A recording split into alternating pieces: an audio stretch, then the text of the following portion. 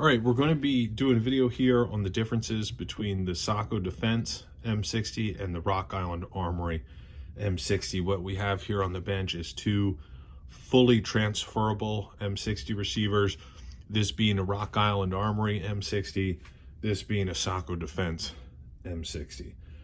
We have them stripped down. The reason we have them stripped down is because they all use the same parts. Rock Island Armory used military surplus parts like barrels, top covers, handguards, and Saco Defense was the military supplier, and obviously they use the same military parts.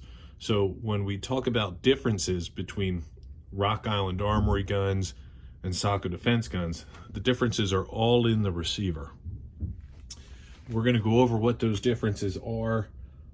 We get a ton of questions about this subject, and you know, there's a lot of information out there circulating that, you know, Rock Island Armory guns are re-welds, and we just want to put this video out there to kind of clarify and shed light on what the actual differences are. So we're going to start with the front of the gun, and we're going to work our way to the back. So this specific Rock Island Armory gun has a U.S. military gas tube on it. You can see that right there. The profile is exactly the same as this Saco Defense Marymount Core gun. Now, when we talk about Rock Island Armory guns, a lot of them did not have, you know, a military issue gas tube because they used what they could find. And when they didn't have these, or they ran out of them, or they couldn't find them, they made their own.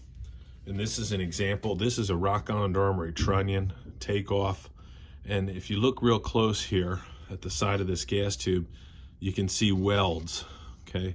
And the way they made their gas tubes was, it's basically a piece of steel tubing, and they welded a lug on the bottom. This is from like a demilled USGI gas tube. And what they did was they basically cut this off, machined it out, and then just set it in place, and they put these welds, on the side. That's usually what you see on Rock Island Armory guns. We've had a lot of them come in here, and most of them have one of those made tubes. This specific one is real nice, and it has a USGI tube. So these two guns are identical right here in this specific portion, which is a good thing. So now we're going to move back to the trunnion here. So this Rock Island Armory gun uses a cast trunnion. All of the trunnions that Rock Island Armory used, except for the early guns, had a cast trunnion. You can really easily spot it by this line here. And there's nothing wrong with that. There is, you know, some obvious differences between a casting and a forged out trunnion. So in contrast, Saco Defense used forged trunnions, which is what this is here. You can see the different machining marks on it, and the markings, of course, on the top. So when we look at these trunnions, there are some noticeable differences between these two. Let's point out that these factory set rivets on this Saco Defense gun. Saco Defense did not, for the military, put any welding on here. Everything is riveted properly. You can see that those rivets are domed. There's one on the bottom right there underneath the trunnion pin, and then the other side. So there's 5 rivets set there. And also I want to point out this gas tube rivet. If we take a look, this gas tube rivet. Now when we look at the Rock Island gun, these rivet heads, same thing, there's rivets there, but they put this on a mill and they milled the rivet heads off. You can see the mill marks. They also TIG welded the rails in, and they TIG weld the channel on. This was done on all of the Rock Island guns. So when you see these welds on here, a lot of people who don't know see welds, and you know, alarms are going off that it might be a re-weld or something. That's not the case. They just put welds on here to reinforce it and help it stay steady and easy. And their gas tubes, the way they set their gas tubes is they put a plug weld on. So This is drilled through, and then there's a plug weld in there. So some obvious differences there between how the military did it and Saco Defense did it, and how Rock Island Armory did it. But those both work fine. There's just different ways of doing it. So we're going to move back to the rails here and the back half of this receiver. Same thing. What we notice is on this Saco Defense gun, we see these perfect rivet heads. Now, they obviously had, you know, hydraulic tooling to just, and jigs to set those rivets like it's nothing. When we look at the Rock Island gun, you can see that the rivet heads are kind of mushed flat as opposed to domed. Same thing on the bottom. Rock Island also engraved the bottom of theirs, M60 7.62 millimeter. That's something they did on all of the Rock Islands I've had come through here. And then there's Rock Island Armory, Geneseo, Illinois. That's also on all of them. And the serial number is also on the channel here, importantly. Whereas on the Saco Defense guns, all of the serial numbers are going to be right here on this left side of the trunnion. All the military guns had them there too. The rails here are different. Rock Island Armory made their own rails, and you can see some obvious cosmetic differences, like this cutout, right? It's different. The machining marks are different in the rails. But other than that, these rails function just fine. They are a different design. If we flip this over here, one thing we notice is there's 4 holes here. This is for attaching an ammo bracket, or I'm sorry, a feed chute mounting bracket or an ammo hanger. When we flip the Rock Island Armory gun over, what we see is 2 of these holes are plugged. So why is that? And it's because they use different rails on these. Let me see if I have an example here.